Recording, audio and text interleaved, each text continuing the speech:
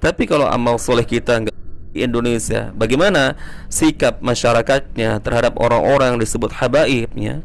Seolah-olah mereka nggak peduli, bahkan nggak kenal sama sekali. Karena mungkin pembahasan masalah nasab, ya, cucu Rasulullah nggak penting di kota Mekah, nggak penting di Madinah, teman-teman. Yang penting adalah orientasinya pada amal soleh. Karena apa? Meskipun kita benar keturunan Nabi Muhammad, tapi kalau amal soleh kita nggak sesuai dengan kakek kita, ya percuma juga. Karena meskipun katanya ada darah Rasulullah yang mengalir di dalam tubuh kita, ya nggak ada gunanya, nggak ada gunanya, teman-teman.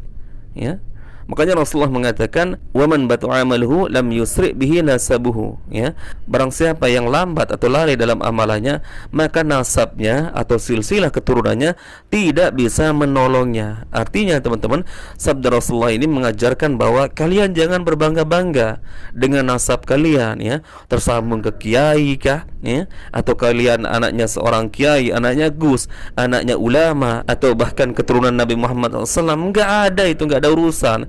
Masing-masing soal amal soleh kita akan pertanggungjawabkan di hadapan Allah Azza wa Jalla.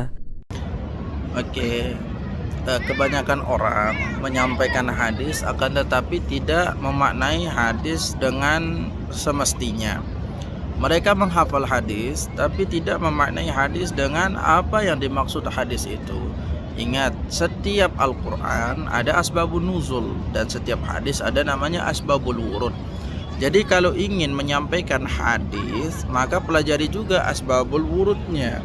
Nah, seperti yang disampaikan oleh beliau ini, beliau menyampaikan tentang hadis waman bata'a amaluhu waman bata'a bihi amaluhu lam yusri' bihi nasabuhu. Nah, tapi hadis ini sebenarnya kalau kita melihat syarahnya, ini adalah perbandingan antara Salman Al-Farisi dengan Abu Lahab. Dan ini dipakai hadis untuk memojokkan Habib Umar. Kalau ini bisa saya bilang, ini menyatakan bahwa, mohon maaf, ini adalah jaka sembung bawa golok, ya tidak nyambung lah. Ketika Habib Umar dibandingkan dengan Abu Lahab, ya kalau dari segi nasab, Abu Lahab itu aqrabun nas ila Rasul, ya, orang terdekat Rasulullah Sallallahu Alaihi Wasallam. Kenapa? Karena beliau adalah saudara kandung daripada ayahanda beliau, dan beliau adalah paman Rasulullah Sallallahu Alaihi Wasallam. Nah, di situ hadis itu menerangkan tentang apa? Tentang Abu Lahab dibandingkan dengan Salman Al-Farisi. Bukan dari maksudnya, bukan dari segi nasabnya dibanding, tapi Abu Lahab jelas-jelas orang kafir. Dan ente ini mau membandingkan, memojokkan Habib Umar dengan hadal hadis, hada ma yanfa. Tidak ada, nggak nyambung ketika antum sampaikan hadis ini dan antum pojokkan Habib Umar dengan hadis ini tidak nyambung, ya Syekh. Ya, kenapa? Karena hadis ini, sekali lagi, kalau belajar hadis, pahami dulu asbabul wurudnya. Nah, jadi hadis ini menerangkan tentang apa? Tentang kekufuran daripada Abu Lahab. Sedangkan Habib Umar bin Hafiz, Masya Allah, mungkin kalau kita berbicara masalah amal soleh Habib Umar ibn Hafiz, ente ini belum seberapa. Habib Umar bin Hafiz di pesawat saja beliau baca Quran, beliau dibacakan kitab sama murid-murid beliau, dan malamnya tahajud, dan beliau seorang dai besar, ulama luar biasa, ratusan ribu hadis dihafal, Al-Quran dihafal, bahkan lengkap dengan qiraah sabahnya. Sedangkan ente ini siapa? Nah, jadi mohon maaf, kalau seandainya mau membandingkan atau memojokkan seseorang dengan hadis Rasul, ente ini memakai hadis Rasul untuk memojokkan keturunan Rasulullah Sallallahu Alaihi Wasallam yang amal solehnya luar biasa tingginya dan Muslim. Ingat, Muslim. Sedangkan hadis waman bata'a bihi amaluhu lam yusri' bihi nasabuhu, itu hadis adalah perbandingan daripada apa? Abu Lahab. Abu Lahab itu jelas-jelas kafir, jelas-jelas memusuhi Rasulullah Sallallahu Alaihi Wasallam. Makanya kalau mau mengkritik seseorang, ya Syekh, mohon dibaca dulu referensinya dengan jelas, ya. dibaca dulu referensinya dengan jelas.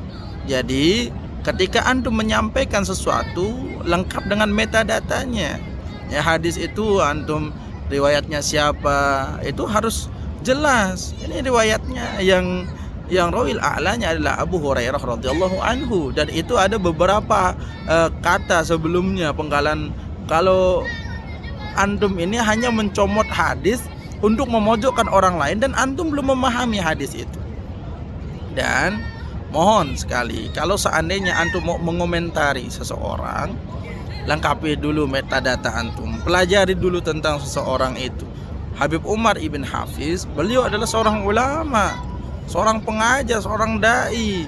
Ya, antum ini siapa mengomentari Habib Umar, kemudian memakai dalil yang tidak sesuai? Ya, kalau berbicara masalah amal soleh, sekali lagi, kalau berbicara masalah amal soleh, Habib Umar tentu justru jauh lebih tinggi amal solehnya daripada antum, ya, yang mengomentari itu.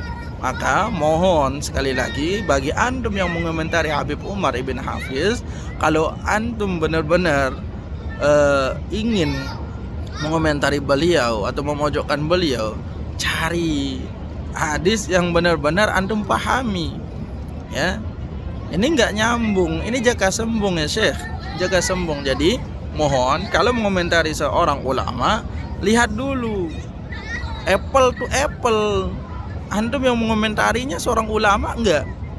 Hafal hadis enggak? Amalnya seperti Habib Umar enggak? Nah, kalau dulu para ulama-ulama mengomentari kitab-kitab ulama yang lain, dengan apa? Dengan mereka itu seorang ulama juga. Nah, hingga akhirnya ditahqiq, dikomentari ulama yang satu mengomentari ulama yang lain, itu tidak jadi masalah. Komentar tentang hukum ini hukumnya ini, itu tidak jadi masalah. Nah, kalau ini antum itu bukan mengomentari, justru mau memojokkan Habib Umar ibn Hafiz. Ya, jadi mohon sekali lagi, kalau mau mengoreksi seseorang, datangkan dulu hadisnya dan syarah daripada hadisnya. Makanya dalam mengartikan hadis ya Syekh, jangan memakai akal diri sendiri, jangan memakai pemahaman diri sendiri. Contohnya antum sekarang mengartikan bahasa saya, bahasa Lombok, dengan bahasa antum yang di sana, antum artikan dengan pemahaman antum sendiri, nggak jelas. Karena dalam Lombok itu beragam bahasa. Begitu juga dengan bahasa Arab. Ya, kalau antum mengartikan bahasa Arab hanya sesuai dengan komentar antum saja, sesuai dengan akal nalar antum saja, tidak mengartikan sesuai dengan apa yang asbabul wurudnya, tidak mengartikan sesuai dengan gramatika bahasanya seperti nahwu, shorof, balaghah, mantiq, qafi, arud, dan berbagai banyak ilmu-ilmu alat yang lain, antum tidak sesuaikan dengan hal itu, maka inilah orang yang huwa jahilun, ya, huwa ma yadri walakinahu la yadri annahu la yadri. Ya, mereka itu tidak mengetahui sesuatu, tapi mereka sendiri tidak tahu, mereka tidak mengetahui hal itu. Ya, jadi saudara-saudaraku yang dicintai Allah Subhanahu wa taala, ya. Jadi kalau dalam mengoreksi seseorang, mohon pakai data, ya. Pakai data. Jadi terima kasih. Assalamualaikum warahmatullahi wabarakatuh.